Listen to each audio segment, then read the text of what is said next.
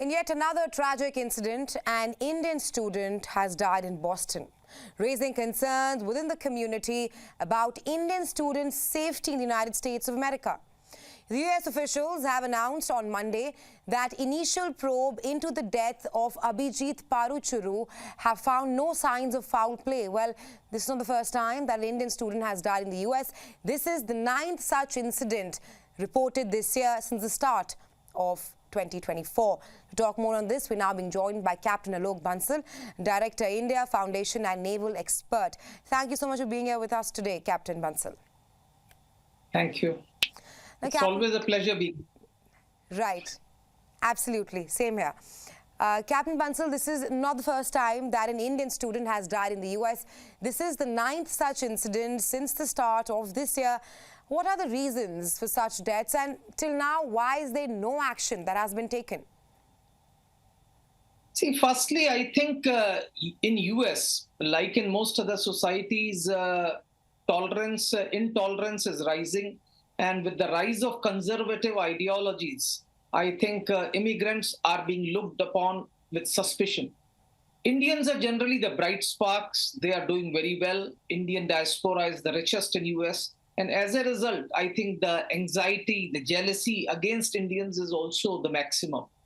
Now, in many of these cases, I think the US authorities have ruled that there's no foul play. Yeah. Although the circumstances in which the bodies have been found are extremely suspicious and leads to cause for concern.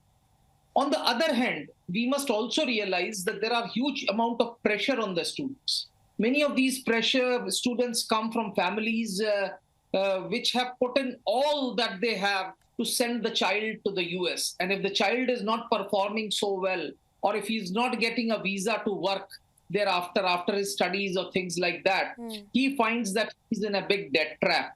And I think this pressure also probably sometimes hits these children. So there is a possibility of some of them taking their own lives also. So these are, I think, the two issues which are primarily contributing to this sort of a situation. One is, of course, growing intolerance, growing conservatism in US society, and, of course, increased pressure on students from their parents, from their acquaintances, family, friends, and that puts another pressure. Right, Captain Bansal, out of the 9 Indian students who have died in the US, 2 of them died because of suicide and 2 because of overdose. Absolutely, the issues that you pointed out, that these students studying in the US, they often face high expectations from their families, and they also end up encountering racism, discrimination, and violence in their surrounding. But how can all these issues be tackled? Because we are seeing an increased bonhomie between India and the US. There are strong people-to-people ties as well, but then we also witness such incidents. See, firstly, let's be very clear. US and India have very good ties, and they are improving because we share common values. Now, these values have been democracy and pluralism. Now, unfortunately, in United States, there is some amount of pressure on this pluralistic thought process. We have seen in the recent past, there has been certain anti-immigrant policies, or there have been certain anti-immigrant statements that have been made, especially before the elections. Now, as far as Indian diaspora is concerned, in big cities, it is very well established. And invariably, Indians are doing very well. It is the richest diaspora in US. And US has been a country of immigrants. By and large, the US society accepts immigrants. This is in stark contrast to many European, Japanese, or other societies, which are not very immigrant friendly. And that's one of the reasons why US has been the prime destination where Indians have been going. And there are thriving Indian communities. But in cases of suicides, invariably you'll find these are the students who are relatively not mixing much with other students, have enormous pressure.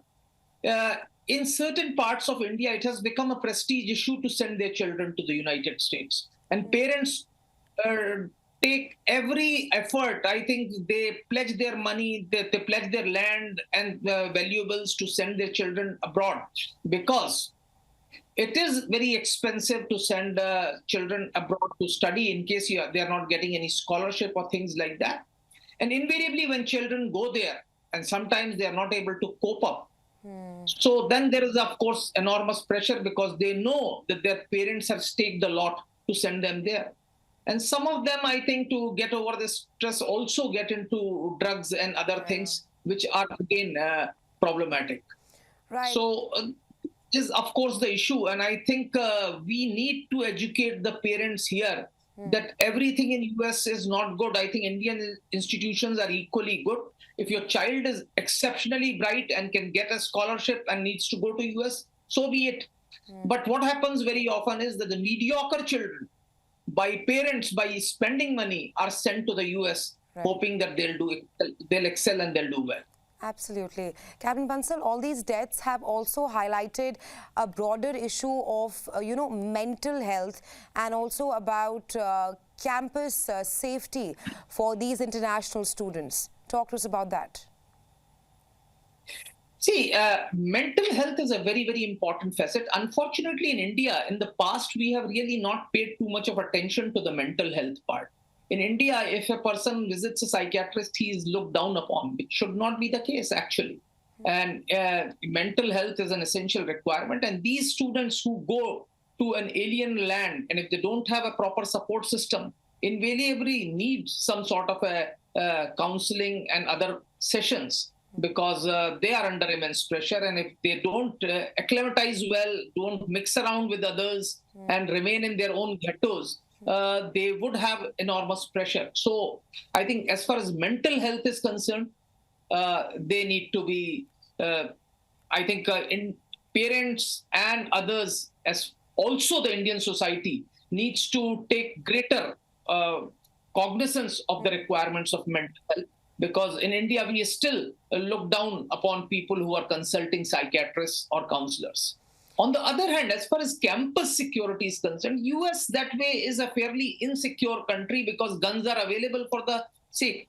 Its Indians are not really fond of buying guns. But in US, you could buy guns off the shelf. And as a result, violence is feasible, and there is no strong security. In fact, if children are missing for days at stretch, nobody comes to know, because unlike Indian societies, the US society keeps aloof from one another. It's not that you can go and barge into anybody's room or house like that. It's a more formalized society where you have to take an appointment if you have to visit even a close friend. So be that as it may be, we have to take cognizance of this fact. I don't think so US campus security is going to get enhanced very soon or very fast. What is required is that the parents sending their children must tell them that they must have support groups. There are community groups. In fact, today in US, in all major towns and cities, there is a vibrant Indian community. People need to mix up. People need to mix around and get over this sense of isolation or anxiety, whatever they have, because of the pressure of academics. Right, Captain Bansal. Thank you so much for taking our time and joining us here on WION with us. Thank you.